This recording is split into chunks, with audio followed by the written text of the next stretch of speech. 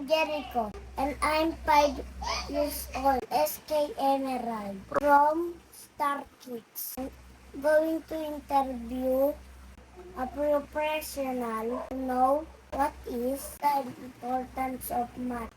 Hi! Hello, Jericho. What is your name? My name is Police Staff Sergeant Jerry. How old are you? I am 30 years old. What is your... I'm a police officer.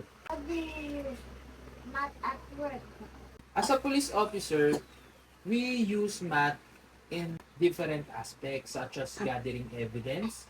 We use math for measurement of evidence, including counting, recording, measuring evidence. We also use math in analyzing data.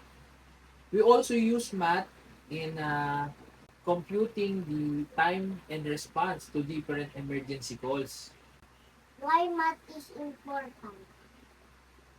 Mathematics is important to us because it helps us to accurately investigate crimes.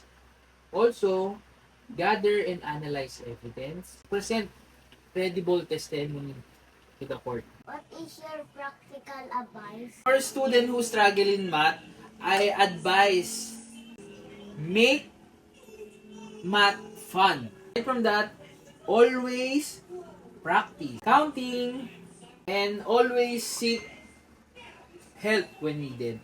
Is that okay?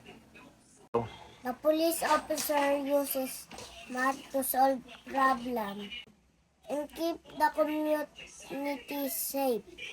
I'm learning important math at school. I'll keep practicing and helping fun. Bye.